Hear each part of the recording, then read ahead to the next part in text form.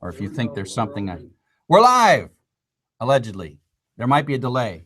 Welcome everybody to our second office hours live. Part of this is the fun of sort of creating things. This time I made this little website that had the countdown timer, and about 200 of you used the countdown timer. That's a great way for me. Part of the problem with these live office hours is we get organized too much at the last minute. And so I didn't have the URL for the Hangout yesterday, but got it this morning. So I made this fake URL with the timer and all that stuff. So we are monitoring. We're going to monitor the discussion forum in programming for everybody, the current one. There's only one. So if you're in the current 005 class, then I'll be monitoring that discussion forum. I'll be watching at Dr. Chuck on Twitter for questions. And then we are getting questions here in the Google Hangout, and we will just chit chat about whatever comes up, whatever questions. So do we have any questions yet? Probably not. So I'll just start talking. So congratulations to those of you who are finishing up the class that started in June. You're doing the final exam. Everyone's rocking the final exam. Probably the biggest complaint about the final exam is that it's too easy. That's on purpose.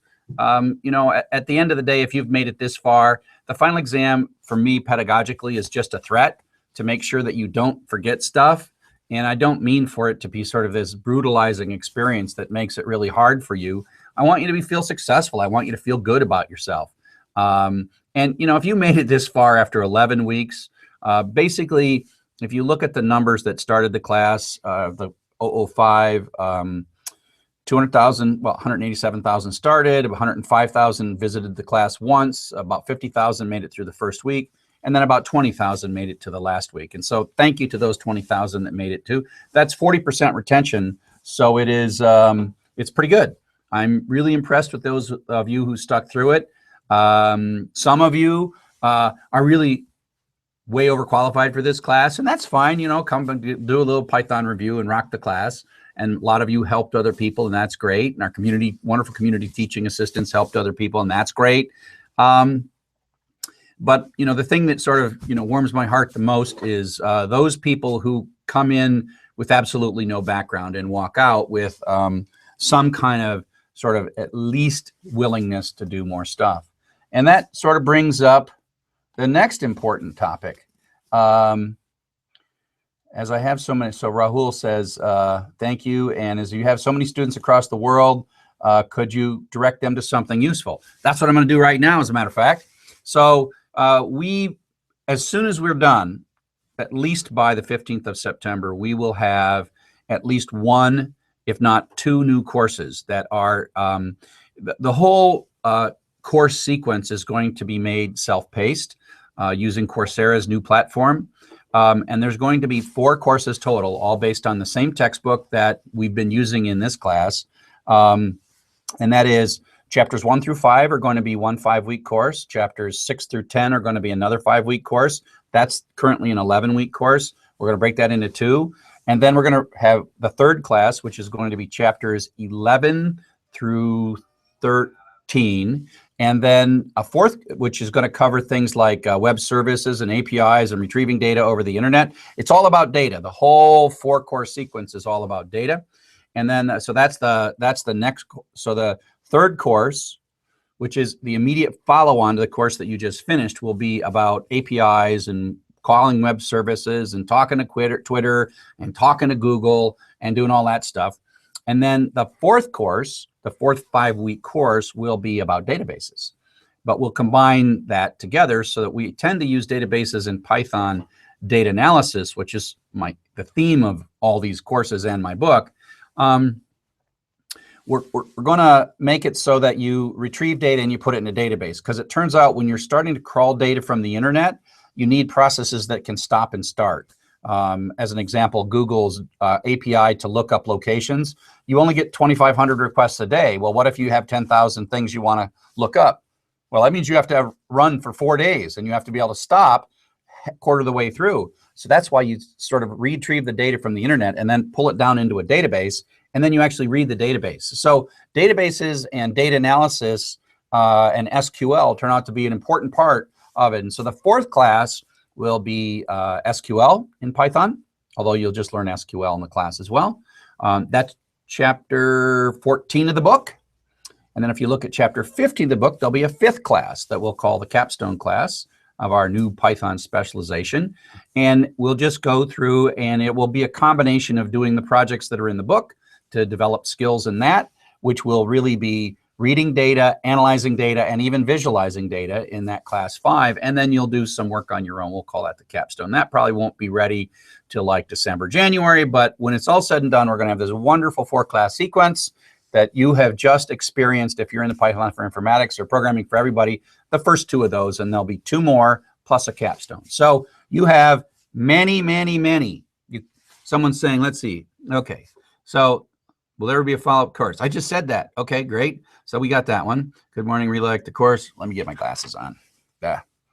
Glasses. What are your thoughts on Code Academy and the gamification of programming-based learning? Well, I'm an open source guy, and I think Code Academy is doing a really good job in their product, but I fear that their goals, instead of the goals of making the world a better place, are entirely commercial. And so I'm not a big fan of Code Academy. I'm a fan of what they're doing. I wish they were doing it in an open, free, remixable way, but they're not.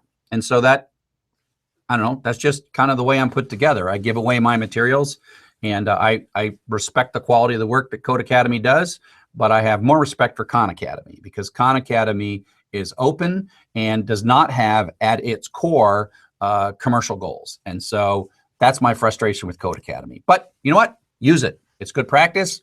It's fine. If it were open and not aimed at becoming billionaires, I'd be much happier. Python 3 version of everything. That's Tristan. That's a great question. So we had a dream this summer that I would rewrite the book and the slides and the auto grader and everything this summer, because that's what we faculty do in the summer. We have bold goals and dreams in May. And then unfortunately, August comes along and you're like, whoa. So the whole idea was we would rewrite everything in Python 3, rewrite the book and everything in Python 3. And then we produce these 5 courses in Python 3 and record everything again in these lovely studios, right? With good lights rather than just sitting in my office. Although I don't know if they'll let me wear a Slytherin wig in this studio or not, but, oh, Tim says I can wear a Slytherin wig. So that'll be good. So at least we can wear a Slytherin wig with good lighting. So we have good lighting in this studio and we'll wear a Slytherin wig. And so that just, we ran out of time. I ran out of time. I was doing many awesome things this summer, working on open source projects, inventing app stores for education, building live countdown timers for office hours. So I just didn't have enough time, because that's going to be a lot of work. So I'm expecting that once fall starts, that I will start the rewrite of the entire book, the slides, the homeworks, everything in Python 3. And maybe by January, I'll have the first class redone in Python 3. So we're hoping after January to sort of rolling improve everything and redo everything. It turns out that the recording of the lectures is the easy part. And I can re-record these lectures like that. And so we decided that we wanted to give to you a full spectrum of classes, from soup to nuts, all the way to visualization of data. Before, I didn't think I could get you that in Python 3, and so we decided make the full spectrum of classes first, and then make them again in Python 3, and that was going to be the quickest way to it. So, so from Chetan, any ideas for new courses? Well, many ideas. So another sort of thing that's kind of a not very closely held secret is there is going to be another set of courses from a colleague of mine. Her name is Colleen Van Lent, and she's been a colleague of mine at the School of Information. She is currently recording 4 courses plus a capstone that have to do with HTML, CSS, responsive design, and JavaScript, which we call Web Design for Everybody. And so we got Programming for Everybody and Web Design for Everybody. And so she's recording those as fast as she can, but I am a little bit ahead of her because I started with 2 courses already done, or these, and so she's got to start from the beginning. But you should be able to take Michigan a University of Michigan HTML and CSS class sometime in September. So, and believe me, if you're in any of my classes and you get on my email, when every one of these classes, my classes, Colleen's classes, you will hear from us, right? So just hang out. We will let you know. We will share our joy of getting all these things done with you as soon as we get them, right? As soon as we get them, you will be the first to know. So I will be spamming you on all these wonderful classes. And so Colleen's going to make 4 classes of web design. And I've even started recording 4 more classes called Web Application Development for Everybody. And that will be SQL, PHP, jQuery, handlebars, databases, how to build interactive web applications on the internet. So we could record between now and the next 2 years. We got so many classes we want to do, and you know, none of this is guaranteed. We're trying as hard as we can to make as many classes as we can. But for me, I'll probably end up in January be recording the Python 3 version of this class. But who knows, after I get that done, then I'll start working on PHP, MySQL, web development for everybody specialization. And specializations are kind of where it's at. Let's see, from Dave. Have you ever heard of Pi, Mata, or other ways to control Arduino robots from Python? No, I haven't. I mean, I have an Arduino and I made it blink. That's great stuff, and it's great for people to find ways to use programming to affect hardware. It's just kind of not my thing. I don't have enough spare time to go just play, but go ahead. I'm not, it's a great idea. It's just not, you're not going to get that information from me. Someone else on Coursera will produce that for you. When I want some, will courses focus on data analysis, big data analysis, machine learning? Love the course and style from Katakura. So my courses and Colleen's courses, we name them for everybody with a purpose. And so my course is about data analysis, but it's not really aimed at making you an advanced data scientist, right? So a data scientist needs not just Python. You can't say, oh, I know Python, therefore I'm a data scientist. Or I know SQL, therefore I'm a data scientist. You need to know Python, you need to know R, you need to know statistics, you need to know a lot of things. And so right now we have a machine learning class that's being developed here at the University of Michigan. There's other machine learning classes, and there's R classes from Johns Hopkins. And so I don't myself intend to try to teach the entire scope of data science. What I want to do is, in effect, create data science for everybody, which is an on-ramp to lots of different courses. So even if you take my 4 courses, you're not a data scientist on that day. You are, hopefully, from my 4 courses, you will have the skills to begin to learn, right? And the skills to take other stuff. And when you look at my courses and even Colleen's courses, you'll say, oh, that's too basic. And some of you complain about that these courses are too basic. But Colleen and I are both committed to building courses that are approachable for everybody, not saying, oh, this is the most advanced course, blah, blah, blah, blah, blah. We want to prepare you for those other courses because we think that's great. And so don't totally expect that, you know, everything you ever need to know to become a data scientist is going to come from the University of Michigan School of Information, right? You know, I think what we're building and what we're bringing is on-ramps to further education. And I think the reason I'm doing that is I think that's the single most important thing that needs solving, so that you can take more advanced classes. Because I think that you go say, I want to be a data scientist, you go take the Johns Hopkins thing. Nothing against the Johns Hopkins thing, but if you don't have already some experience, you're like, whoa, this was hard. And I want to be the thing that makes it so that you go take the Johns Hopkins or the Rice programming computer science thing, take those, thank me for getting you into those. I don't want to compete with those folks. Let's see. What simple projects can I try with the things I've learned till now? Lokesh, now that I've lost my favorite programming. So I'm often seeing tweets or getting emails from people where you run across the problem, right? So like, oh, I work in this job, and all of a sudden on Tuesday, they had this nasty data that was supposed to be comma separated values, but every 14th record was messed up. So I wrote a 27-line Python program using the skills from Programming for Everybody, and I solved that problem at work, and now I'm a hero. And often that's the kind of thing that you'll do. You know, the next classes really move from you're no longer afraid of programming to the point where you're writing, 30-line programs, 50-line programs, and by the time we're in the 5th class, you'll be writing 200-line programs, and you'll understand all those. So some of it we need to give you these other classes so that you take this fear of programming and move it into a mastery of programming, right? To the point where you would be faced, you'd be faced with, oh, I got to solve this data problem at work, and at least you could move along the path, right? And so that's what you'll do. And you'll often find, people often find data problems to solve in their work or, in their, club or whatever, where there's a membership list, but it's kind of got messed up and we got to check to see which people don't have email, whatever. And then you write a 25-line Python program and bam, you've solved the problem. So am I a fan of the Raspberry Pi? Any chance of a physical computing? From Chris. I am a total fan of the Raspberry Pi. I hope you've taken a look at the video where I interviewed Eben Upton, one of the creators of the Raspberry Pi. Went to Cambridge, filmed him. It's a great little film. I love it. The thing that I particularly love about the Raspberry Pi is the fact that it's being used, especially in the UK, as to build a curriculum in K-12 to make programming a more natural thing in K-12. I'm glad about that. I'm worried that Code Academy is injecting themselves into that. Sorry, I'm back on a Code Academy thing. I wish that the UK K-12 effort would focus on open resources rather than making a bunch of people rich.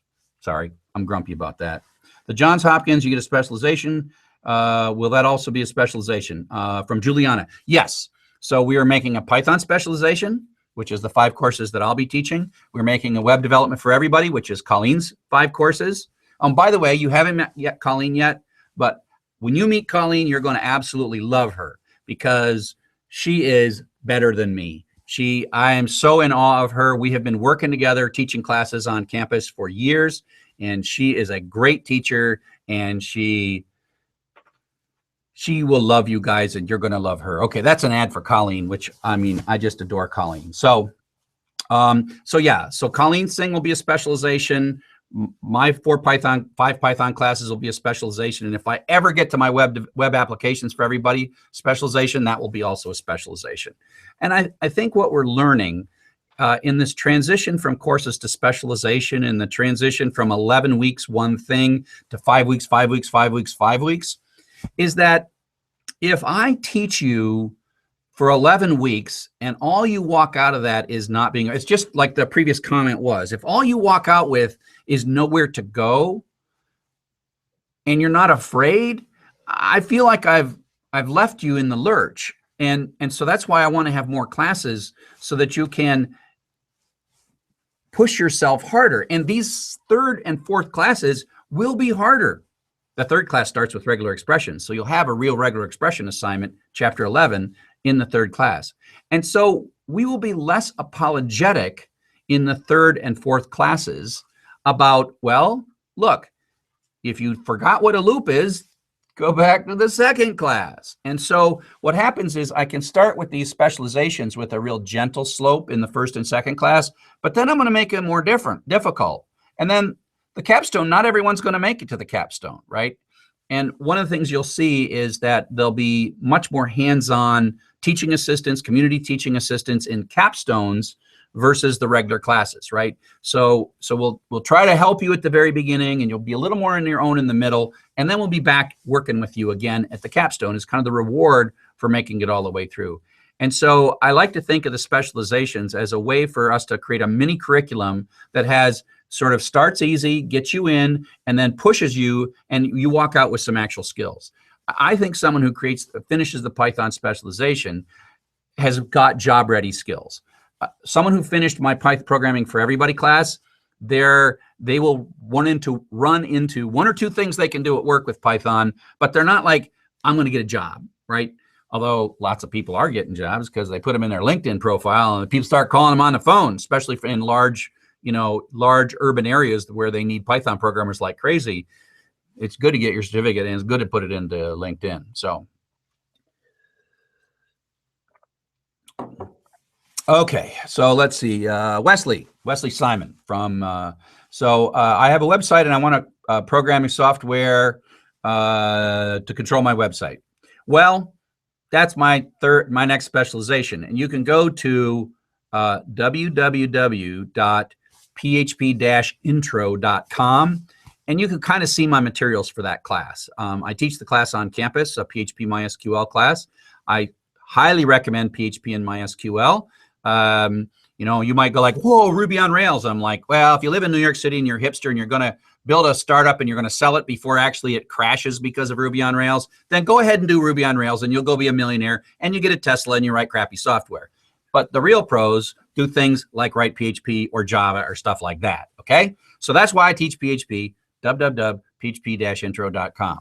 Well, I'm sure my Ruby on Rails rant will cause people to talk. Thank you. How about object-oriented programming in Python? Yeah, I saw this one go by, Jorge. Dang. I will have 5 classes on Python and 5 classes on PHP, MySQL, and I still have to teach a class on object-oriented programming. Maybe I won't get to that, but one of my super ultimate dreams would be, so I think everyone should know Python. Everyone should get that Python specialization. I think everyone should know web design. And I think everyone should build simple web applications of PHP and MySQL. If I could make it so that K-12 would be about those 2-3 specializations, I would do that, okay? And then there's a different thing, and that is computer science, which once you sort of master what computers are and how to bend them to your will and solve your problems, then you need to be curious about how those computers achieve what they achieve to make it easy. So how do you build PHP? How do you build Python? What if you didn't have Python? How would you make Python? Python itself is a program. But if you started looking at the program that is Python, you'd be like, whoa, it's got some crazy things in it that I've never seen. That's computer science. Object-oriented programming, which is what you mentioned in here, is just one of those computer science techniques that we use to make a super complex program like Python doable. And so a lot of people like teach object-oriented programming right away. I'm not a big fan of that, but I'm a big fan of ultimately learning object-oriented programming, like order of algorithms, object-oriented programming, learning crazy languages like C++, which are like insanely difficult and pain in the neck compared to PHP, Python, or Java, which are languages that I love and adore. I love C++ too, but when you learn C++, you have to understand that you're not taking the easy way. And the hardness and the difficulty of C++, and Java's kind of in the middle of difficulty, they're there for a purpose, and you must learn their purpose, but so you can be a better computer scientist. So there's a sort of a programmer, which I think everybody should have moderate programming skills, and that's good, that's fine. And then there's computer science. And so my theory is to build this curriculum that makes programmers, and then a little kind of exit path, like, so you become curious. I want to teach you hardware. I want to teach you AND gates and OR gates and stuff like that. I just don't have enough time to record all those lectures, but I don't know. We might be doing this for years and years and years. I would love to eventually teach you object-oriented programming, language design, alpha beta pruning, compilers. That would be fun. That's my background, right? That's my background. But I'm not teaching you that in programming for everybody. For those of us who are not able to pay for the certificate, we will get some other, yes, you'll get a piece of paper that you can print, and it'll say that you completed it. It does also say that we didn't verify your identity. In the future, which probably means September, when we move to the new Coursera platform, you will be able to get the certificate at the very end. So they will verify your identity throughout, and you will have an opportunity to get the certificate. We won't have this thing where 3 weeks in you can't get the certificate. That's the old platform. The new platform will be easier to choose. And it's kind of unfair to force you at 3 weeks to pay money and commit to a certificate. It's not too bad, but in the future, you don't have to commit to much later. You go all the way through, you say, yep, want it, want it, want it, want it, bang. And you buy those certificates, pay for the certificates, because we will be verifying your identity. Coursera will be verifying your identity throughout. Practice to develop further skills. Code Academy. I won't rant about them anymore. About jobs, do you think Python still stands a chance in the industry? Ahala. Yes, Python's awesome. Python's the future. all this future crap that they're talking about, that's never the future crap, because you go back 5 years ago and ask what they thought the future was, and that stuff isn't being used anymore. Python's 25 years old, still being used. Bet on Python. Now, Python 3, of course, I'm ashamed in a way that I'm using Python 2 in the class. So Python 3 is a much more modern version of Python, and I want to teach it to you as fast as I can. I think it's fine to learn Python 2 and then relearn it Python 3. The difference is in the first 10 weeks of this courses are almost insignificant, but in the last part, they become more significant. And Python 3 is more elegant than Python 2. So Python's going to be around forever. It is really difficult to make some new language that all they're talking about, like, oh, the Go language or the XYZ I don't know what the crap is. And it just lasts for about a year and then it goes away. And so we teach things that will last you forever. Python will still be here along with cockroaches after the apocalypse, but Ruby on Rails won't. So can I write an operating system with Python? No, that's a good question. Who was that? Who asked that question? Where was it? Calvin, can I write an operating system with Python? Technically you could, but it would be a terrible mistake. Operating systems are languages like C and C++ because performance is essential. And you must be able to predict the performance of every line that you write, and you must reduce the memory footprint of everything that you do. You could kind of write an operating system if you want to do it for a class in Python, but you shouldn't. Python is not suited for that, but C and C++ are. Like, what language is Python itself written in? It's written in C. What language should you write Python in? C. C is a hard, nasty, difficult, challenging language for computer scientists, for the best of computer scientists, right? Because not only you see, C++ is kind of also equivalently complex and could be used, but we tend to still build the nastiest, most complex, the operating systems are written in low-level languages. Maybe 100 years from now, we might have a high-level language, but for now, knowing C and C++ are probably the best languages to build operating systems in. Do you like Terminal? Can you teach us how to use it? I love Terminal. I absolutely love Terminal. That's Matt. That's a good idea. That's another one of those sort of classes that you're like excited about it. Maybe we'll just make a class. And I want to actually just teach you how to use Linux at that point. I use a Macintosh, but I use the Unix terminal inside Macintosh. But it'd be cool just to teach like mastering Linux. That would be super awesome. Linux for everybody. Boom. Okay, so I don't know when I'll have time to do that. So, no. What's the difference between Python and C#? From Wesley. Wesley, second question from Wesley. Difference between Python and C#. C# is Microsoft's low-level language, right? So if you want to write something, close to the bone, close to the metal, as fast as and screamingly fast as possible, you write it in C#. Python is more like Visual Basic, right? So if you think of Microsoft, you think of C# and Visual Basic. And in the non-Microsoft world, you'd think of C or C++ and Python. So C# is more like C++. C# is actually more like Java, most like Java. So it's like the low-level languages are C++, C, Java, and C#. And then Python, PHP, and Visual Basic are kind of like the high-level languages that are more aimed at end users who are going to be applying themselves with computers, making computers do things, versus building new technologies that enable other people to do stuff. I don't even know what Anaconda is.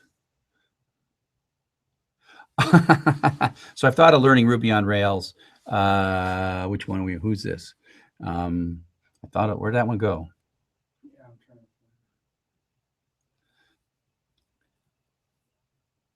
So let's go with Linda.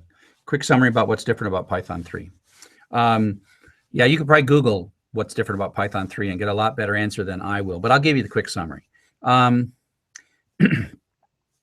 Python 3 has a few syntactic differences that aren't really the headline, although they're really annoying. Like you have to put print. Print is a function, so you have to put all your print arguments in parentheses. They added some cool stuff to print. Division, it returns floating points. So if you divide 9 divided by 10, you get 0.9 instead of 0. Okay, that's not really significant. But the other things that are very significant in Python 3 that make it more elegant are the fact that Python 2 tolerates Unicode. So in the world of programming, there are character sets. And for those of us who live in America, which, 40 years ago, that was the only place that had computers. So we just chose a character set that, was our keyboard, right, that we were using in America, and we decided that would be the language of computers.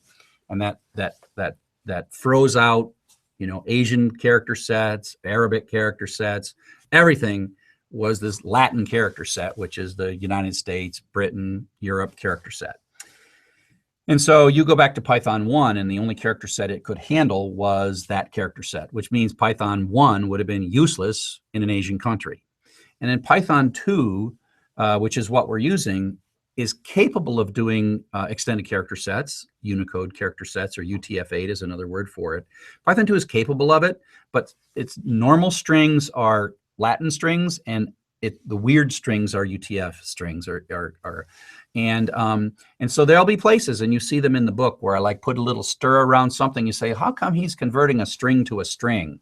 And that's because one of those strings is a Unicode string, and the other string is like a non-Unicode string.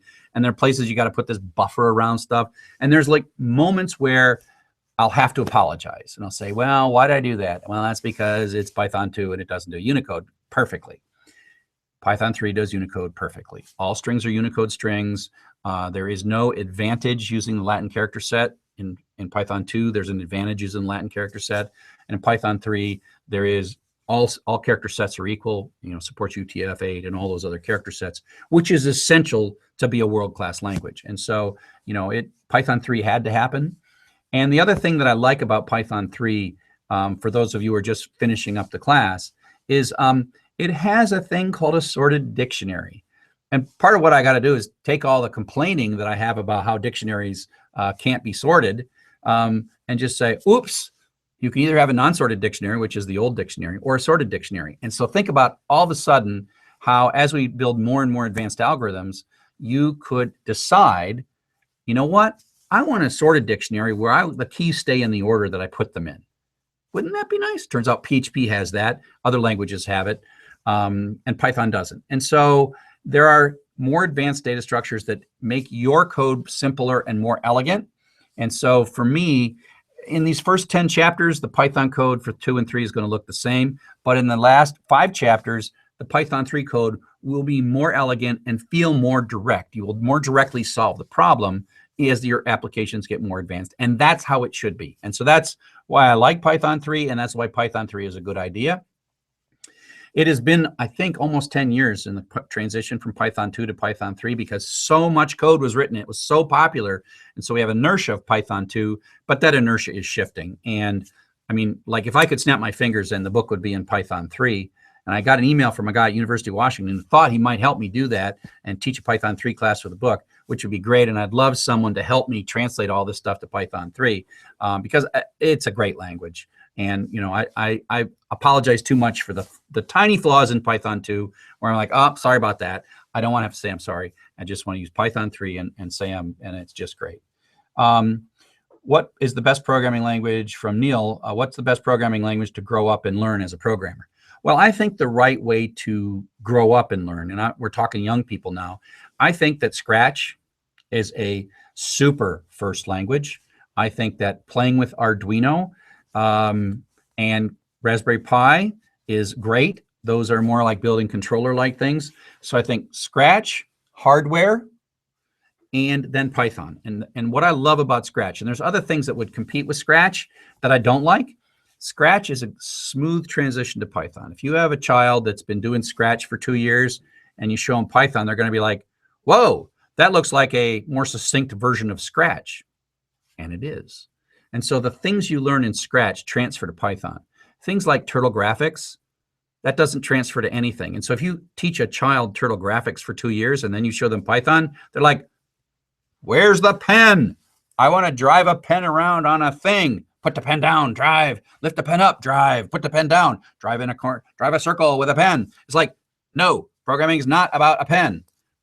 Programming is about information, data, choices, algorithms. And so Scratch teaches you the kinds of things that are real programming, whereas turtle graphics is fine for 3-year-olds or 5-year-olds, maybe. but it's not a good on-ramp to really learning something awesome. So I think the right path, I also think that early on people should learn HTML and CSS and then learn JavaScript as well. So somebody mentioned, which programming from Ahalo, which programming language would you recommend for teaching kids 10 to 17, less than 10? So 10 to 17, Python, more like 13 to 15, Python. Before that, Scratch. Middle school, 5th grade, 6th grade, 7th grade, I think is fine with Scratch, and the more advanced kids can move to Python. But I also think throughout that time, HTML and CSS are a great idea. And one of the debates that we have is whether JavaScript should be the first language or not, because it's built into all the browsers and it's really easy to code. The problem is that JavaScript is sort of a little too powerful, right? It's like, you know, giving someone a super fast motorcycle that can go 200 miles an hour as their first car. And so JavaScript is beautiful and amazing and powerful, and we do so many wonderful things with it. But as a first programming language, it's kind of like you're just going to crash into a tree.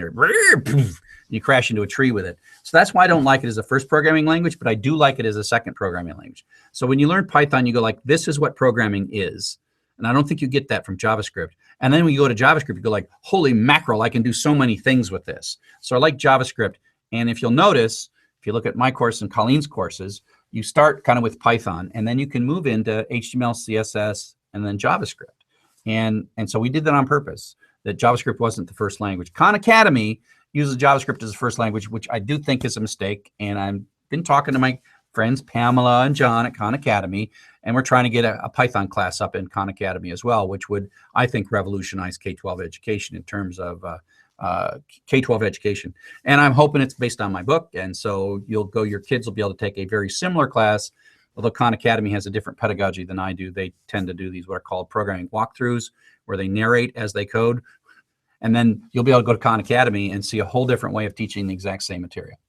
Raina says, how fast is Python compared to other programming languages? Unless you're writing an operating system, it doesn't matter. And that's used to be, if we went back 10 years ago, you know, there was a difference, but now it's not worth it. It's not worth it for anything other than the hardest, most core thing. If you're building a database engine or you're building an operating system or a router, yes, it matters. But if you're doing anything else, even a web server, the actual speed of the Python language is so close to any other language that it just doesn't matter. Now, that doesn't mean I'm saying Python is a great programming language for web servers. Some people get so Python fanish that they like, oh, Python for everything, Python for desktop applications. No, Python is bad for desktop. Well, some people think it is, but I don't think Python is a good language for desktop applications. I don't think Python is a good language for web servers. All the Python crazies are going crazy right now. I think Python is the greatest data analysis, data management language that's ever been created. And the language that helps you do little things like chapter 16, like cruise through your hard drive.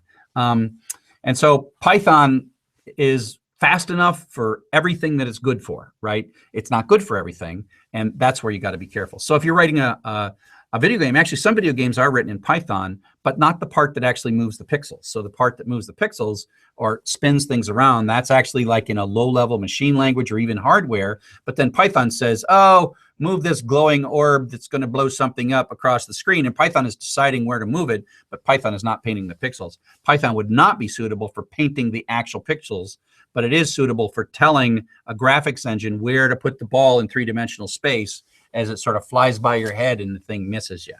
So, oh, Chris, great question. I think that's your third question, Chris. You're awesome. I've enjoyed using Python to pull data out. But how about visualization? Is R a better language for that? I'm trying to learn both R and Python. You hit the nail on the head.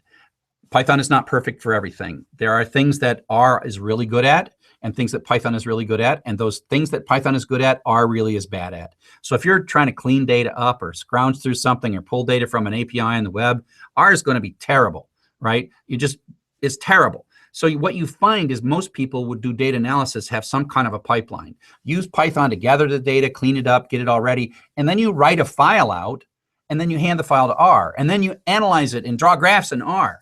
What we'll do in the capstone is we will actually use JavaScript to do the visualization. We'll use Python and database to retrieve and manipulate the data. But when we visualize it, we're not going to use Python. We're going to use Python to produce a file that will then be visualized in JavaScript using a thing called d3.js. It's a JavaScript visualization. I'll give you all the JavaScript to do the visualization unless you are super advanced in that capstone class. And another pipeline would be, I got some funky data, I got to retrieve it, I got to clean it up, and I make a CSV file and I put it in Excel and I visualize it in Excel. There is nothing wrong with that. And so you should use the tools in a pipeline. And that's what we'll see in the later classes. We'll see these pipelines where this tool does this really well, database is better for this problem, and then JavaScript or R or Excel. And people will be allowed to use R and Excel if they want to do the visualizations in the capstone for my 5th Python class, right? Python will not be the thing that does the visualization, but it will produce the data for the visualization. Because Python, it has a graphical thing, and I've used it. It's crude. It's really crude compared to, say, what you can do in JavaScript or R or Excel. It's just, why use such a crude thing? There might be some Python library that makes it less crude, but I love using the right tool for the right job. What do you think makes Python more popular nowadays than Perl? Perl's a terrible language. That's why. Python is an awesome language. Sorry to the Perl nuts. Perl is just too succinct. Perl is too obtuse. Perl is a really powerful tool. The problem with Perl is when you get good at it, it's really easy to write code. It is almost impossible to read your own code 24 hours later because it's so subtle and powerful and obtuse. And Perl is like regular expressions. So if you've looked at the regular expression lecture, say, you know what? We're not going to just use this as one little way of building a search string. We're going to program the whole thing with ampersands and exclamation points and pound signs and something else. And ampersand space means something different than ampersand. So think regular expressions, but a whole programming language that's basically regular expressions. That's the problem with Perl. Another problem that Perl had was they, unlike Python, moved too quickly through non-uppers compatible versions. And they lost people because they say, you know what, Perl 3, Perl 4, Perl 5, Perl 6, and it happened too rapidly. And this is why in Python, the whole community consciously is giving itself 10 years to make one version change, to go from Python 2 to Python 3, because I think that's the smart thing to do, absolutely smart thing to do. How can I learn about version control systems? GitHub. GitHub has a bunch of great videos. When I teach version control in my classes, I just use the GitHub videos because they're really good. But the thing about GitHub is you have to do it, right? The first thing for you to do is to make a GitHub account, throw your stuff, like this little thing, the countdown timer. I got that in GitHub. You can actually go look at it. You could fork it. You could make a copy of my little countdown timer. It's PHP and PHP JavaScript is all it is. But start using GitHub. Use GitHub for the simplest of things, your own stuff, because GitHub is a great portfolio, right? You know, say, oh, I know JavaScript. They're like, well, what does that really mean? Well, I know JavaScript, and here's the JavaScript I wrote in GitHub. They're like, oh, okay, I can see what you wrote. I can see if you just imported someone else's JavaScript, or I can see the work that you did. GitHub is a great portfolio for programmers. So don't hesitate to put some of your earliest stuff in GitHub. For me, I love it. I was somewhere, I don't remember where I was, where I thought I'd lost my laptop. And I had this overwhelming panic. And I'm like, well, at least it's backed up. At least if I get a new laptop, most everything that I love and care about is sitting in GitHub, right? So I get a new laptop and I check it all back out from GitHub and away I go. Not everything I have is in GitHub, but source code control is just something. Start using GitHub, watch the videos on GitHub, start doing simple stuff, get really comfortable with the simple stuff, and GitHub is the best that there is. And so that's version control. Will, should I invest in a computer science degree, or can I teach myself how to take programming? I think you have to invest in a computer science degree to be a good computer scientist. I think you can be a programmer without a degree, a degree. I think that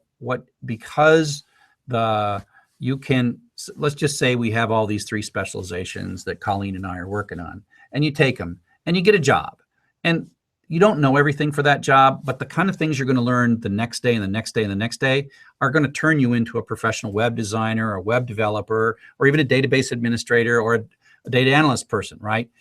The problem with computer science is,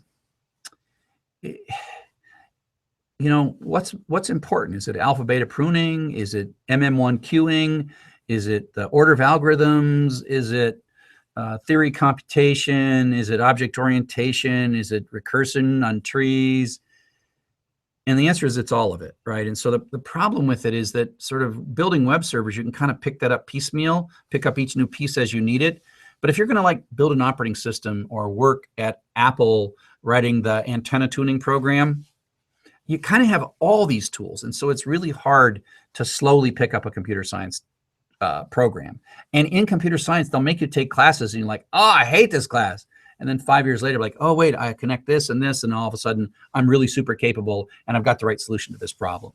And so we teach you a lot of things in computer science that seem silly and irrelevant. And the other thing we teach you in computer science is how to worry about reliability of code in ways that, people who build a game or something just don't care about. Because if you're a computer scientist, you could be building software that's life and death. Somebody who's a computer scientist built software for a pacemaker. So many people walking around with pacemakers that are keeping their heart running have somebody's code running their heart. You want the person who writes the code for a pacemaker or a braking system in an automobile to sort of be trained to think really critically about the reliability and what could go wrong. So part of computer science is not just, oh, I know how to program C++. No, I've learned how to program C++ under pressure, right? I have worked hard. I've seen my own mistakes. I've seen my own failings as a programmer. I felt it. Now, some of you felt this in this class, right? But in computer science, it's an immersive experience that leaves you an engineer, right? You're a computer engineer. You are engineering solutions in mission critical situations. And that's what a computer science degree gives you that just knowing how to program doesn't. And don't be ashamed, because not everybody likes it. So if you go and take a bunch of algorithm data structure things, you're like, I hate every second of this. Well, maybe you should just be a web builder, because you don't need that to build web. You need Python and PHP and MySQL. And yeah, maybe you need Node.js and all that fancy crap. And you'll learn all that stuff. It's just the consequences are not as grave as if you're writing a braking system or a self-driving car. Are you going to write a self-driving car? Do you want a bunch of people that like didn't understand alpha beta pruning when they're writing a self-driving car? No, they got to know it all. Okay. How big website uses Python like YouTube? Well, a lot of websites start with you can actually build the website, the web server itself in Python, because it turns out that different people can put things up in a hurry there. So there's a lot of languages that are okay for prototyping, but they tend to use Python at a company like Google, not so much to build websites, unless they build prototype websites. And then if they have to make them fast, they rewrite them in like C#, C++, or Java. But they also do a lot of data analysis, and a lot of their processes that are batch processes, like sort of spidering the web, those can easily use Python. And so you tend not to want to use Python in the thing where you're going to click a button for a search and it's going to come back, because you got to tune that stuff to be super fast. Why shouldn't we learn Ruby on Rails? How can we prepare for, where'd that one go? Somebody said something about Django. Why? I'll go to Dave again. Why is JavaScript still spreading like faster than Python on reaching platforms? Node.js, web tools. Because JavaScript is the language of the web. Python is not the language of the web. Python is the language of data analysis, in my opinion. And so it's not like JavaScript is spreading and Node.js is a competitor to Python. Node.js is terrible for reading through a file and doing frequency calculations. That's terrible for Node.js. Don't use it. Or jQuery. You wouldn't use jQuery to do data analysis, right?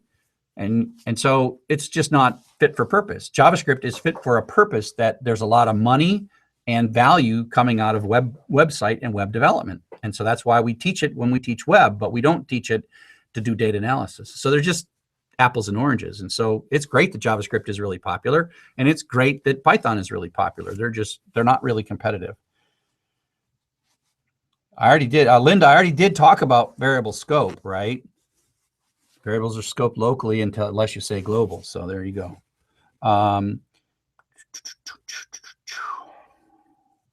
So can Python be used to write Android applications? I think so. I think there's a library for it. Does Python have classes in inheritance from Raina? Yes, it does.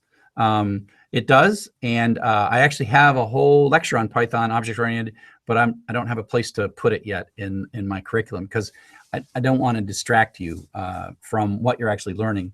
But I do love object orientation, and I like to introduce it in a curriculum at the moment where you're actually going to use it. I used to teach a Python class on Google App Engine, and then Google like changed it and broke all my book and stuff. And it turns out you need to know because there's all this syntax that you say, why is this syntax here? And object orientation is the why it works, is the reason that it works that way. And what I do is right before I show you that syntax, I teach you object orientation. And I say, okay, now you're going to look at this thing in Google App Engine's Python, and you're going to see, oh, that's how that works. And this whole self thing, that's just object orientation, because I just taught that to you 2 weeks ago. But I don't like teaching things before you need them, because then you're like, why am I learning this? Especially in a class like that. Let me check the forum here. We have 263 viewers. That's pretty awesome. How many we have last time? That's because we only did 8 hours. Yeah, I don't recall how many there was to be about 200. Yeah. Okay. Rahul says, Rob Grant says, can you recommend a good free online Java course? No, I'm sure they're out there. I just don't know. I haven't looked. Rahul says, as you have so many students across the world, could you perhaps direct them to do something useful, like being part of an open source project or any cause where our programming skill can be put to good use for the betterment of society? That's from Twitter.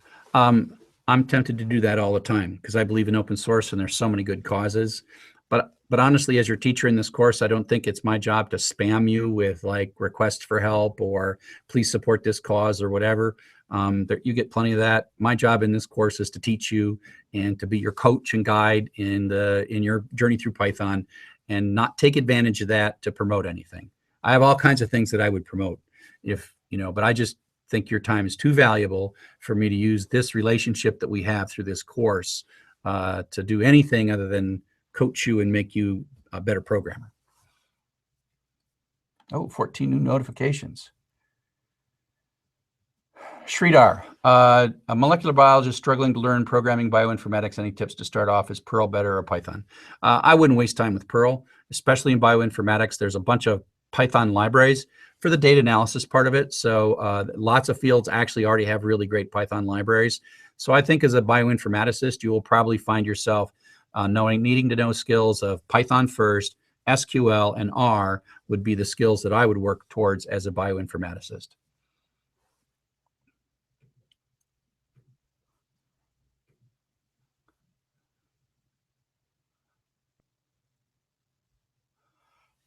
From Danielle, that's a great question. Do you know of literature which states which programming you should use? Okay, perhaps it's impossible since no language is neutral. Yeah. I don't think there is a way to sort of look at a programming language sort of and say this programming language is better.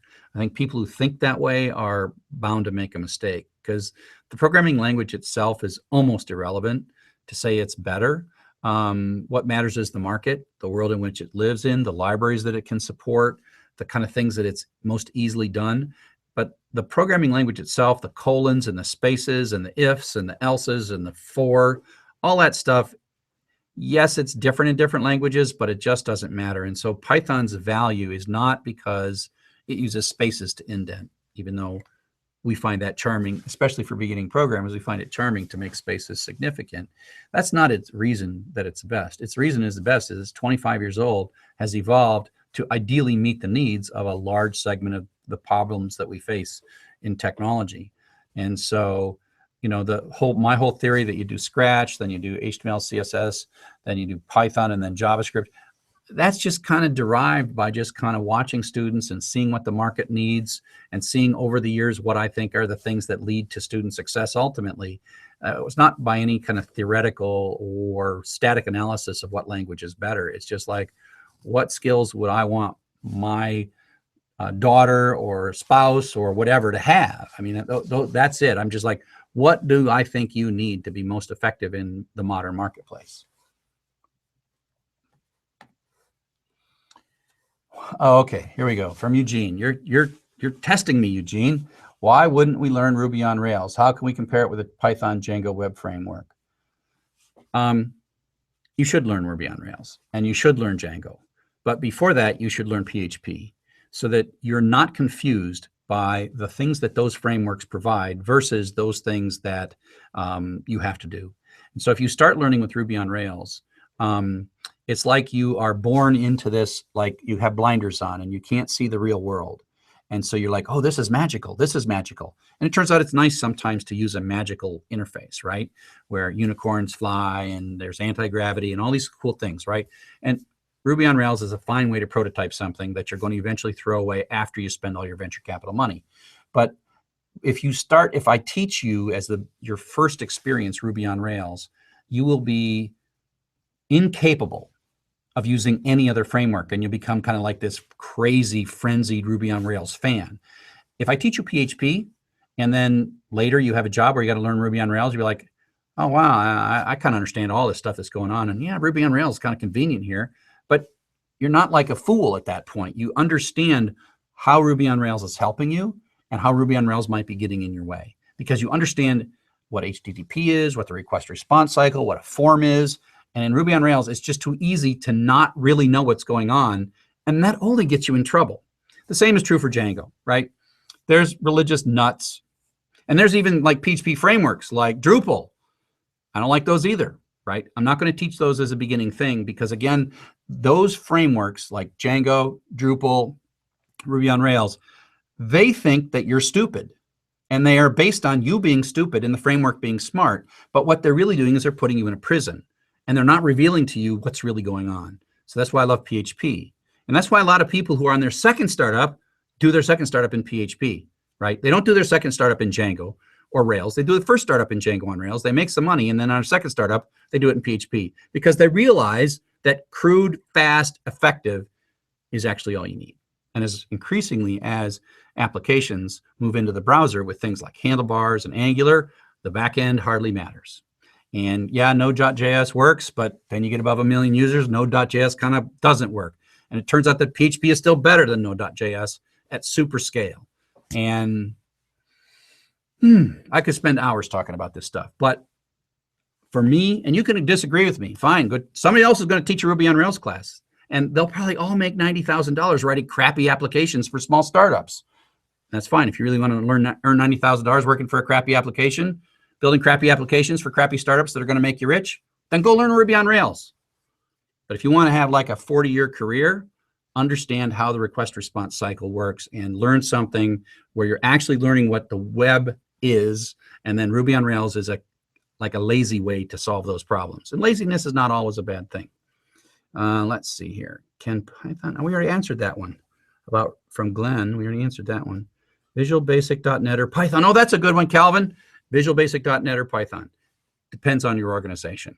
VisualBasic.net is a great language. If your organization is a Microsoft organization, just do it, right? Don't fight it. Don't say, oh, you're using Visual Basic and that's down bad. No. If you're a Microsoft organization, love the Visual Basic. Celebrate the Visual Basic. Celebrate the Microsoft SQL Server. Celebrate C#. There are advantages and disadvantages to sort of go in the Microsoft way. The advantage of going the Microsoft way is it's clear. It's always clear. You never have to like wonder about which the right thing to do. You never have to make choices because Microsoft makes all the choices for you. And for some organizations, it's perfect.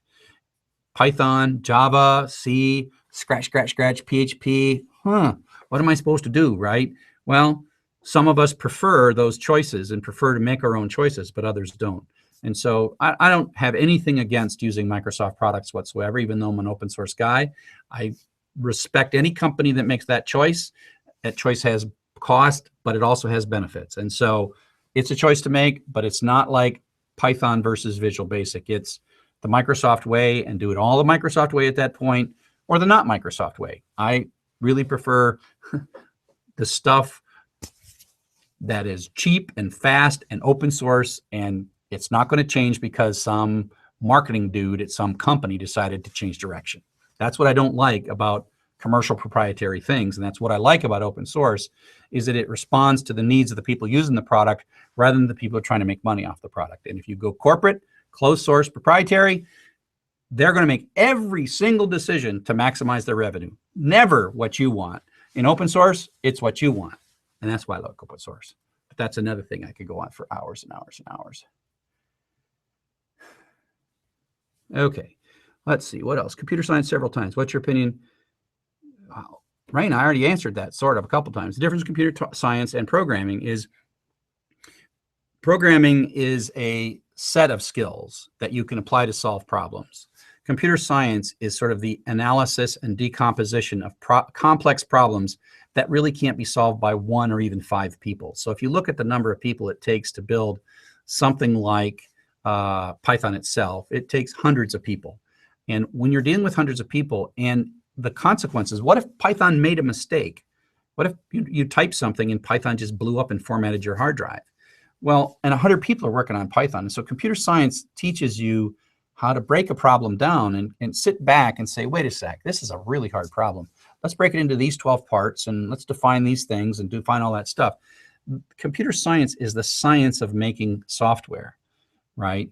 And it just requires this amazing set of, it's like data science. Data science is also a science. And you can't say, what's the skill you need for data science? And the answer is you need as many as you can get. What's the skill you need for computer science? As many as you can get. How about being an application developer? There you can have a list of skills. You need, we are a PHP shop and an SQL shop, and we use handlebars and jQuery. And if you go like, I got all that stuff, well, you can work in that organization.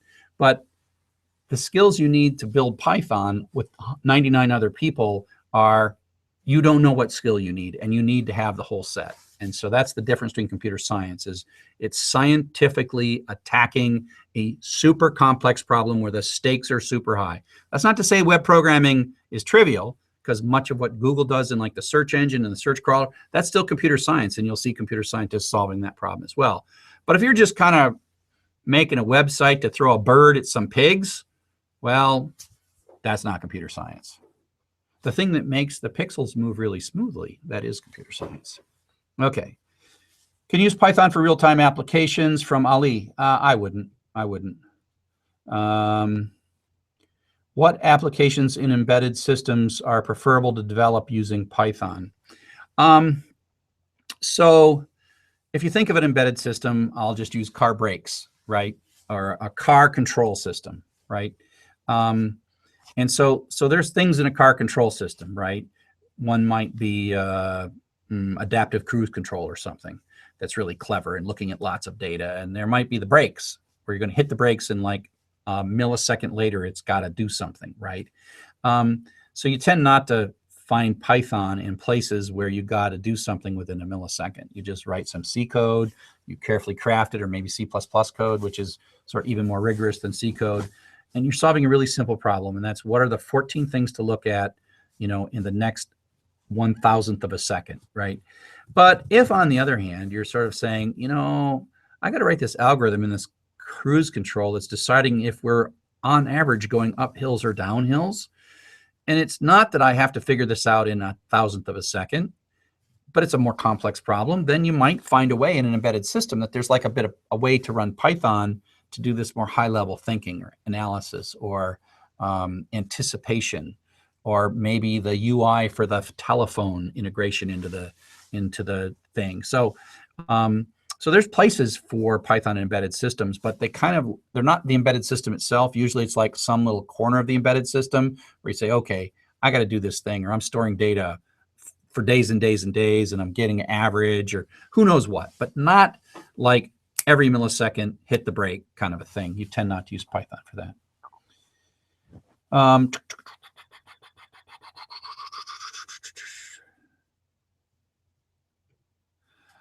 From Depanshu, I just started my bachelor's in computer science, knowledge of C++, and now learning Python. I'm confused whether I continue both of them or choose one of them to continue with, which holds more value for the future.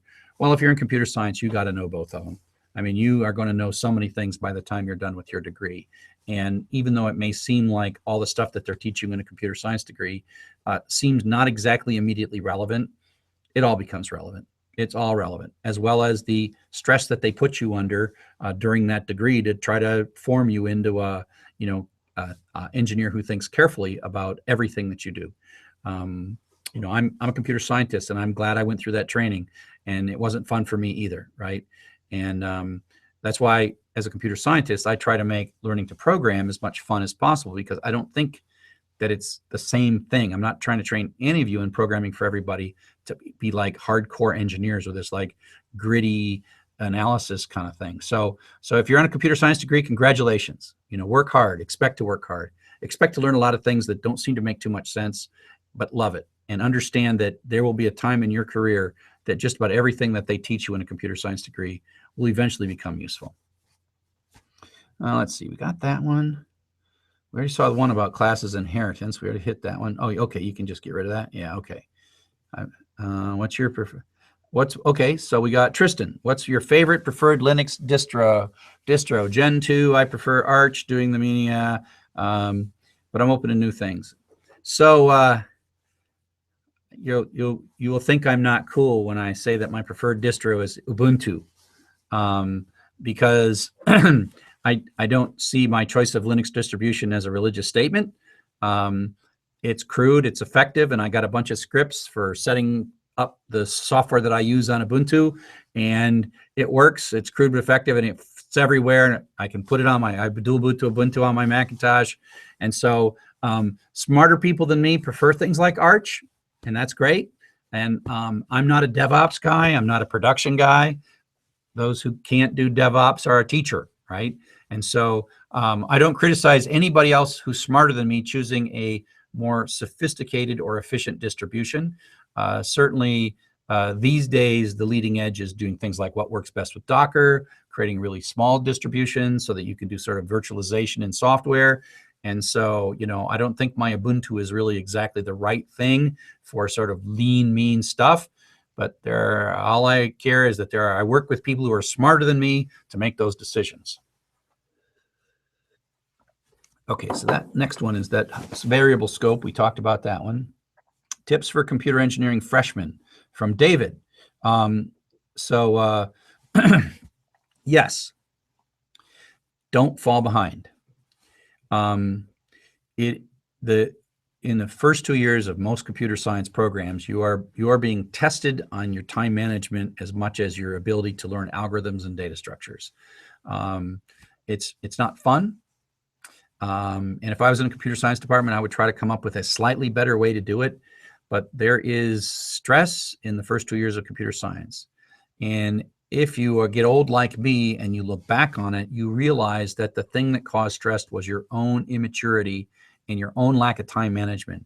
And you would go back and you'll look back on those courses that you think of as the hardest courses you ever took, and realize that if you just kept up with them and you just worked on them before the night before the deadline, because that's what they're trying to punish you for. They're trying to punish you for procrastination, to make it so that it's impossible to do it in one night, meaning that, you've got little traps to fall into. You fall into a trap. And so as a freshman, become disciplined. Work on assignments way before.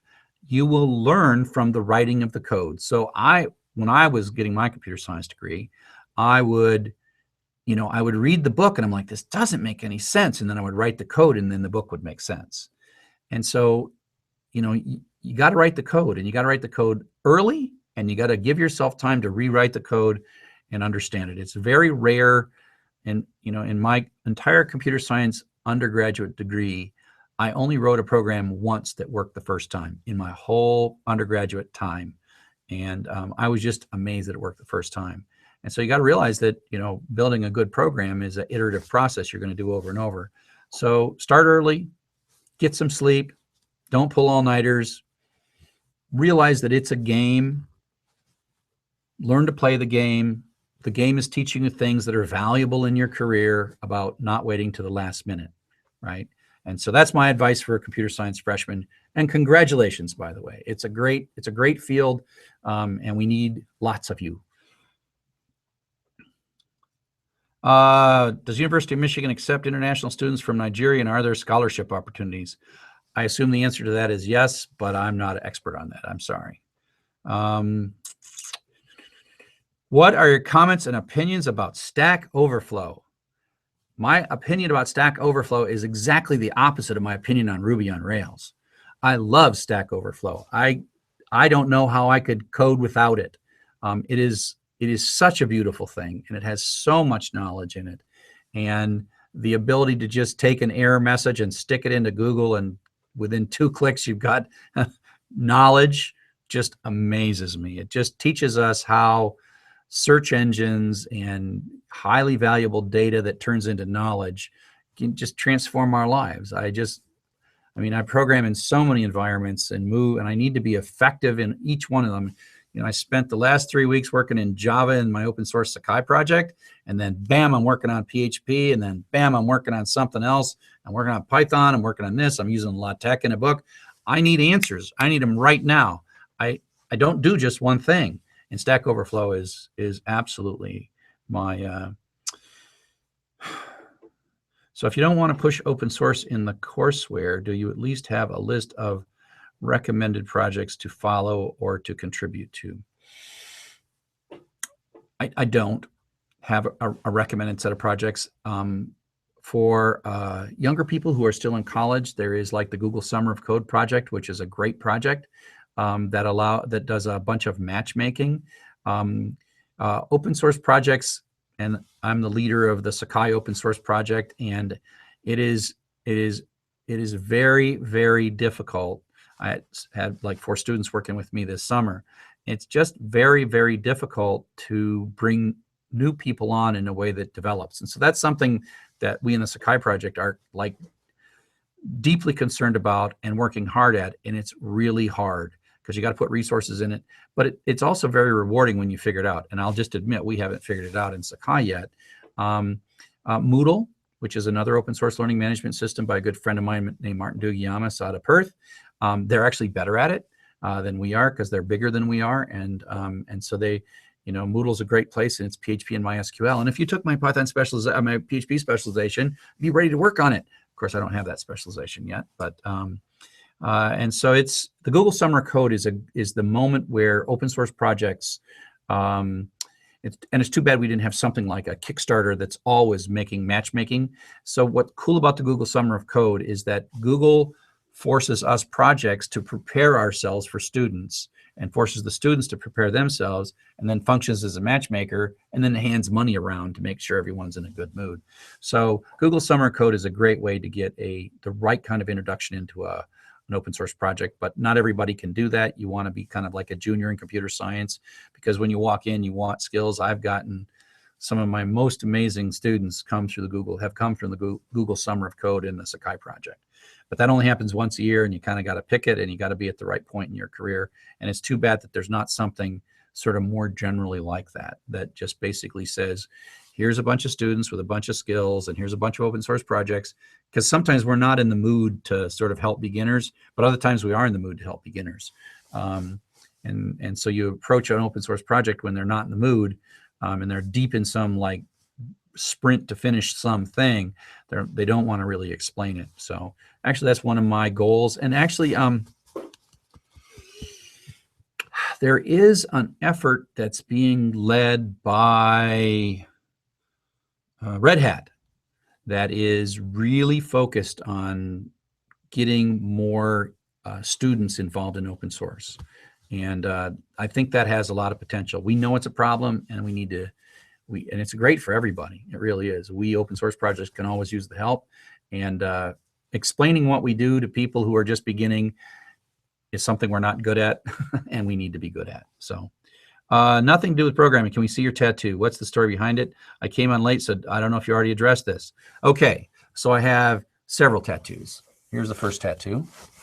So this tattoo, so my first tattoo, I need a better shirt. Okay, the first tattoo is what I call the circle of compliance. And so Sakai is this open source project that I work on, right? And that's in the middle. And then I worked on a learning management system standards for an organization called IMS, and that's that circle at the top. And then the rest of those are learning management systems that implemented a learning standard called Learning Tools Interoperability. That is the way I plug the auto grader into Coursera. And the last tattoo there at the bottom is the Coursera tattoo, which is not because I'm teaching on Coursera, but Coursera implemented Learning Tools Interoperability, which allows the auto grader to send grades back to Coursera. And so Blackboard, Desire to Learn, Genzabar, Canvas, Moodle, Angel, Learning Objects, these are all the major players in the learning management system marketplace. So that's my one tattoo that you probably have seen before in the class. That tattoo started like 4 years ago. This is my other tattoo that's more recent. This is my other tattoo that's more recent. And so this tattoo, I had a friend that passed away last year, and I put this tattoo on sort of to remember him as well as celebrate. So this is where I got my degree at. I got a PhD in engineering from Michigan State University.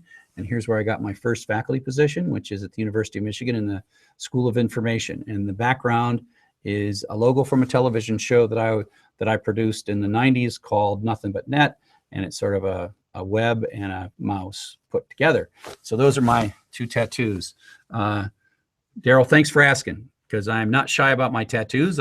You'll never see me with a tattoo lower than a short sleeve shirt, because I only want to show my tattoos to people that I feel close to. I don't want to sort of have them a sleeve, because then you're always showing your tattoo and you can't avoid it. And I'm really glad that I'm a guy, because if I was a female, I don't know where I'd put a tattoo, because at least a guy can put a tattoo and hide it. But females sort of wear so many different kinds of clothing, there's no good way to hide a tattoo if you also want to hide and show it from time to time. So what about Python libraries? Where can we find them? How to install them? That Google's probably the best for that, right? So you say, I want to do natural language processing. You type, what is a natural language processing library for Python? Or what is the Python library for bioinformatics, or Python bioinformatics data management, or something like that, and you'll find them. I don't do the advanced stuff. That's the danger of teaching a class that's always beginning, is I sort of like am kindergarten my whole life, right? I'm always back to first grade, but it's what I love, and so I don't mind. But it also means I'm not the expert. The funniest thing happens. I'll teach a class on campus on Python, right? I teach the same class on campus, and a student will come into my class. They don't know anything about programming. They'll take the class. They'll learn something about programming, and they're like, "Oh, you're great, Chuck. You taught me so much."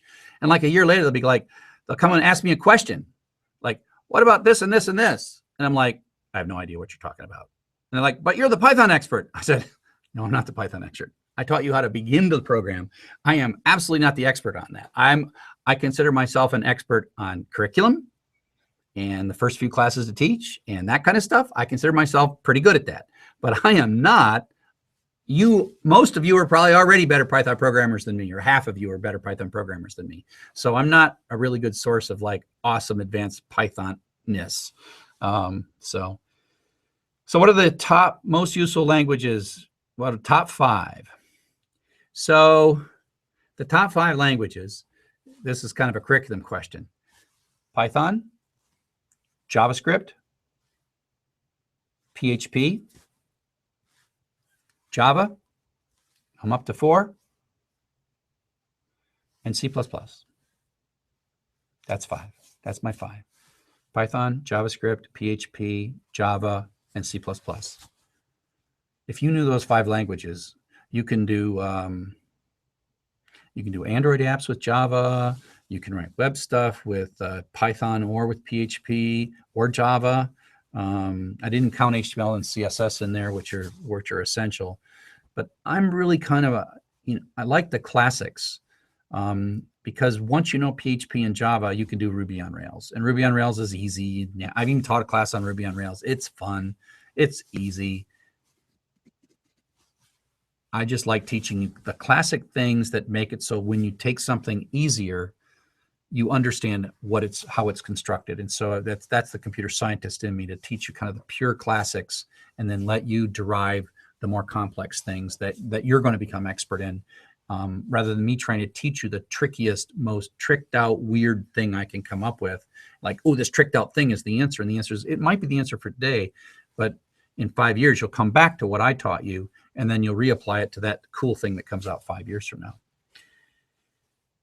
Networking and telecommunications, C++, MATLAB, would Python be beneficial?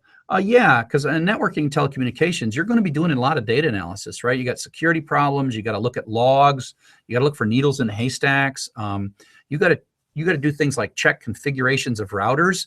You might write a Python program to read all the configurations of your routers and look for inconsistencies, right? I mean, and you're like, oh, wow, cool. I can read like these 40 files and make a dictionary and check to see if this router is talking to this router and they both symmetrically see each other. And so Python is a great thing. You know, MATLAB, because you're working with a lot of data, absolutely. C and C++ for a network engineer. If you're going to actually build router software, absolutely C and C++. I mean, C, that's hardcore. If you know C and C++, you ought to pick up Python like that, right? You ought to be able to walk through my class, you know, in, you know, triple speed. That's one of the reasons I want to make the classes self-paced, because there are a lot of people who like already know C++ or Java that should be able to like knock through my class in like a week and a half if they got a free week and a half. And I don't want to have them slow them down. You'll notice that I don't allow people to go too fast in the class because I want our community teaching assistants to be with the students who have the most need. And that's why you saw me releasing the class 3 weeks ahead. So if you quietly went ahead, we're fine with that. But what we wanted to do is keep the people who needed the most help on the same topic week after week. So you'll notice that I made assignments available, but I didn't make the announcements until the whole class was ready to make the announcement. But lots of people finished way early, and lots of people were always 3 weeks ahead. And I also did that so you could take a vacation, right? So you could get 3 weeks ahead, go take a 2-week vacation, tune out completely, come back and catch up, and it was fine. I think it worked really well this time. I'll have to take a look at the data to see if it increased retention or not this summer, because that was the first time that we've released 3 weeks in advance, and I think it went really well.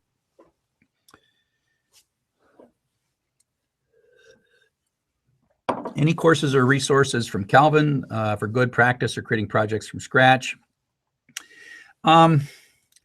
You know, that's a tough problem, and it's not something sort of like, you know, face a problem and then just start with a completely blank screen. You've seen in my class, you're tending to copy the previous one and change it, although that's a lot of programming, is copying and changing. I would say that don't worry too much about building from scratch. You just have to do anything to strengthen yourself, to become a better programmer and strengthen yourself so that, you know, take the RICE class, right? And don't hesitate to take more than one beginning class. Go take the RICE class, which is a little more computer science-y. It's video game based, but they're also teaching a little more math. And yes, it's Python, and yes, it's an intro class. But if you take my class and you're doing well, do well in my class, don't hesitate to go take another intro class, because the RICE class is so different from my class that you're going to learn a bunch of things. And then what would be cool is take my class, then take the RICE class, and then come back and look at my assignments and realize that you are gaining this ability to look at a problem and go like, wait, it's starting to just appear in my mind. And it wasn't that the RICE class is like better at solving the problems that I give you in my class. It's just the fact that you're stronger and you're more natural, and the simple things are becoming second nature to you. And so that's why you kind of have to practice the beginning stuff over and over and over again. So take the RICE class, because they're computer science and they will take you gently in a different direction, which is a great direction for them to take you. So, oh, wow, this is a good question from Kyle. Where'd that go? I got into management. My technical skills became rusty. I'm now unemployed. What would be the best route to get back into programming? You would be surprised at the number of people that ask me that question in my live office hours.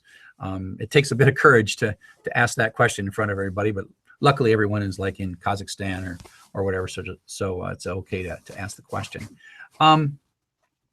Yeah, Colleen, who's going to be teaching the web development, Colleen and I actually talk about this, and we talk about this with the Coursera folks, and that is one thing that specialization want to do is talk about what you do after the specialization. And our specializations are not exactly the specialization that prepares you for a job, right? You might be better prepared for a job if you took my specialization and then you took the Johns Hopkins specialization. You're closer, because they're going to push you pretty hard in the Johns Hopkins one. And so we often ask ourselves, like, what should you do next? And here's something you probably should do in every one of your towns, and that is find your local Python users group, the closest one. They're often in your city, And we're thinking about trying to make relationships with some of these folks and even coming and visiting. But there are going to be, because Python is so popular and so worldwide, nearby Python conferences or Python meetups. And what happens here is you go to the Python meetup, and now that you've taken my class, what people tell me is like, oh, I went to the meetup and these people are talking this language and it's a language I understand. You're not an expert, but you feel like you belong with these people, right? And so what happens is there's a lot of context that happen at these gatherings where you can start seeing what part of the local economy has job needs. So half the people at the meetups have jobs doing something with Python. I don't know what's going on in your town, right? So the thing to do is to expose yourself to other people. If there's a Python conference, there's over 40 Python conferences around the world. PyCon is the thing to go search for. Go to a Python conference, pay $300. You will love it. I am happiest because I'm an open source guy and Python's open source and the whole culture. Hope you saw my interviews that I did with Guido, who's a dear, sweet man who sacrificed his career over and over and over to make sure open source was successful with Python, which is really the story of the Guido Van Rossum thing. You go to a Python conference and you just feel pure joy to be part of something that is as wonderful and pure and beautiful as the Python community. And so I would encourage you to do that. And then you'll get to that conference and you'll realize, whoa, there's so much more to this. And if there's not a conference coming to a city near you, then go to a meetup. And there's jobs. Don't expect like you're going to go to your first meetup and sit in the back and at the end they're going to hire you. But that is a way for you to connect what you now know as an individual skill with a community of people who know what's going on. And just ask them, get to know them. And they're good people. And I think you'll enjoy it. Oh, yeah. Gotta read your name. Gotta bring my cheaters in. Thanks, Chuck, for sharing your expertise and knowledge passionately with your students. We're grateful for this. Your internet history course is also great. I'll look forward to your next courses. Yeah, that's right. I haven't even advertised my internet history course, which of course is now self-paced.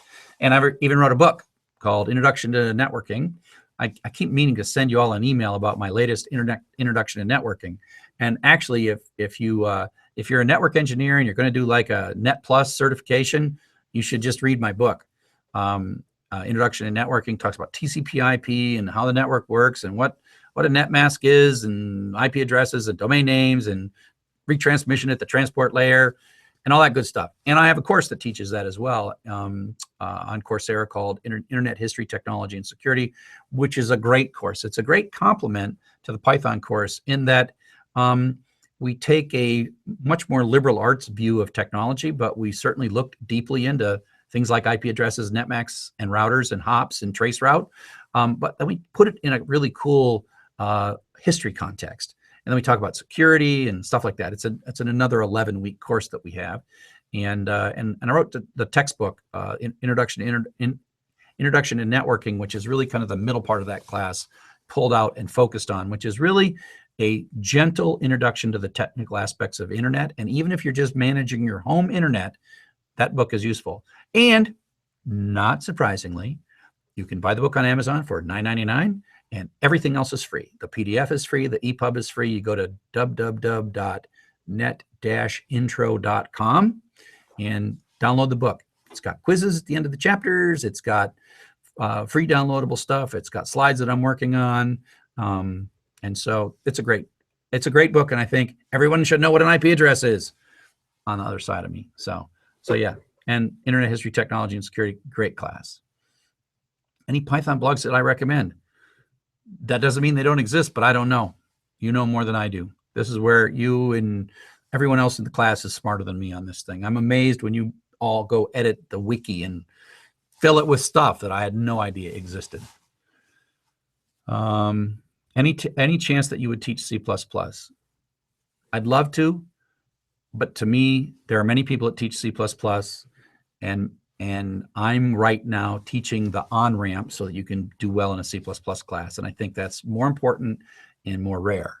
And so I would love to get to the point where I got all the classes that function for on-ramps done and functioning. And I would love to teach a C++ class, but it's not in the cards for a long time. Data science in the audio industry, the main tool is R, which switched to Python, which is why I took your class. I don't know, Bob, I don't know what the good libraries are. Pandas, NLTK for natural language processing. Don't think of your job as switching from R to Python. Think of your job as augmenting and making your R work at your job more efficient using Python when it's needed, right? And so, I mean, I don't hope to create you as such a fanatic of Python that you go to your office boss and say, we should stop using R. I mean, that's the opposite of what I want to happen. I just want you to be better at R. And I want you to use Python to augment R. We're running out of time. And I'm running out of water. And I didn't even eat my donut because it's actually Friday morning this might be the best time for me to do office hours, because here at the DEI, the Division of Education Innovation, University of Michigan, Friday morning is free donut time. So if I do office hours on Friday mornings, I get a free donut, we only got a few minutes, so I won't eat my donut, but I went and got a donut so they didn't all go away. So let's see, we're running out of time. We're at 11:31. That's probably a good time to finish. Let's see if there's anything. Let me check one last check of Twitter, see if there's anything cool there.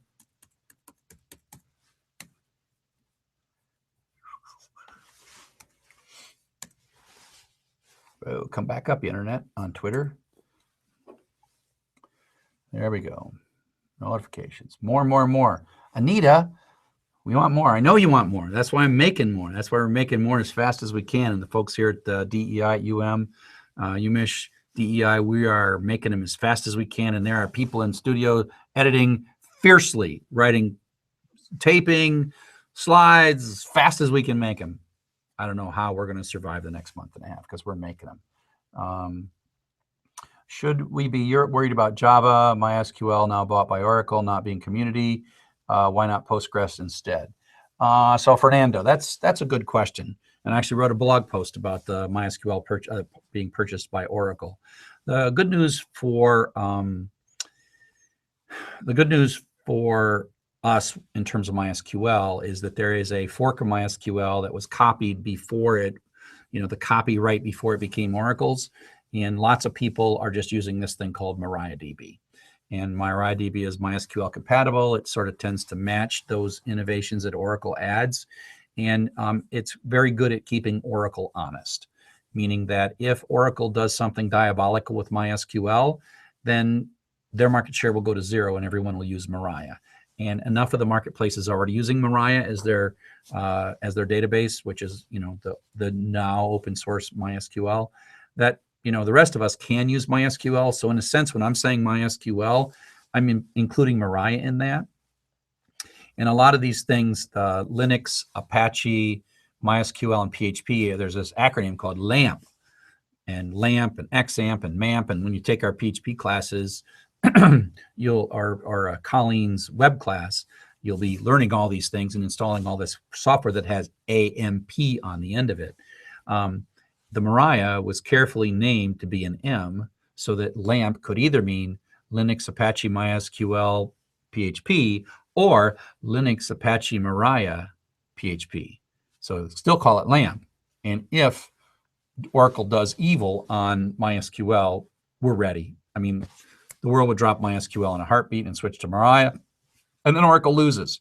So at this point, Oracle is really in a bad spot to try to become evil on MySQL. And so I'm actually not worried, thankfully, because when they did that, Maria existed and enough people just use Maria that we're safe. In the diversity in the marketplace, we still have that free open source alternative.